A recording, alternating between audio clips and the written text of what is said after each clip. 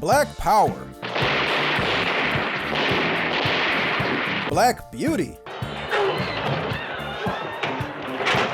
Black by popular demand. This is Black's History Month, a 28-day celebration of Black exploitation films.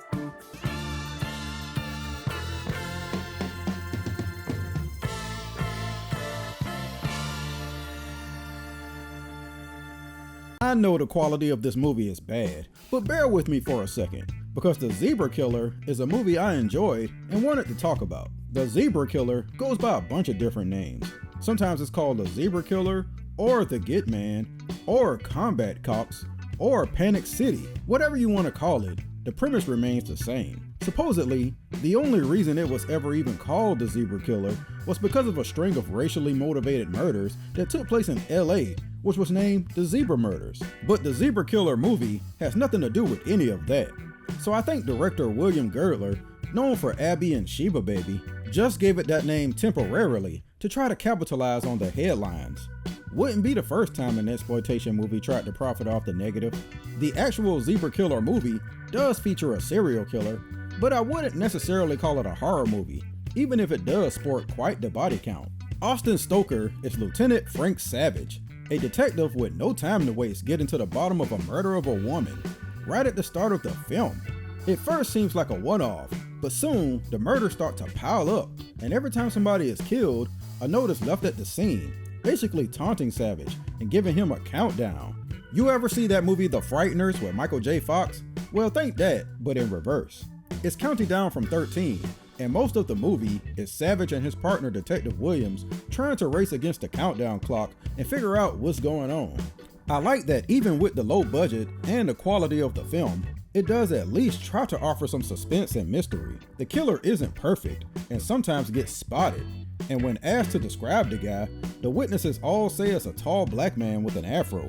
But when a hair is analyzed at one of the crime scenes, it's discovered that it's synthetic, which means the killer is wearing a wig. When we eventually see the killer, it's immediately obvious why.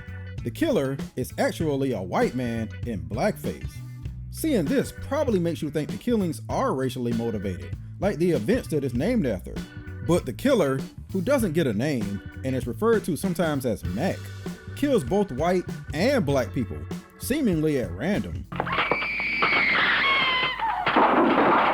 Again. We're gonna beat that elevator to the bottom.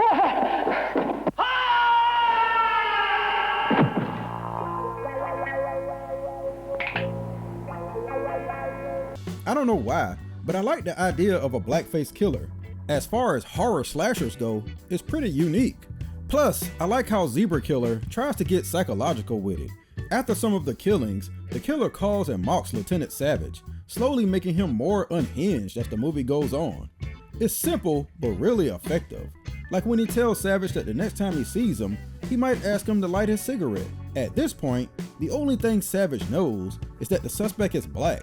So you can probably guess what happens to the first person who asks him for a light. Excuse me, you got a mask. Put him what? What's this shit?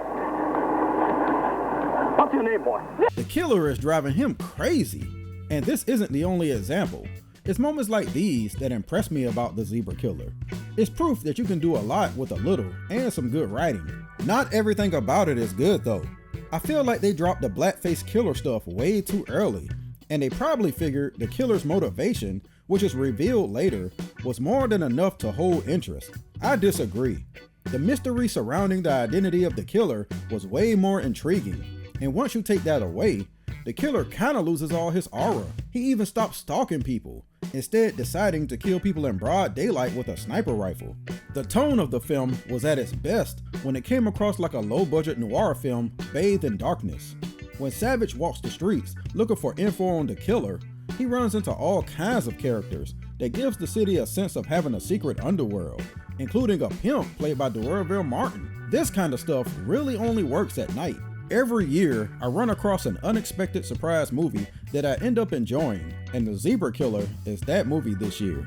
The story is simple and the budget is low, but I like the concept of the killer, and I like the psychological cat and mouse game that he plays with Lieutenant Savage. The movie kind of rushes the reveal and the conclusion, but it does nothing to change how entertaining it is. That is, if you can look past how bad the existing copies are.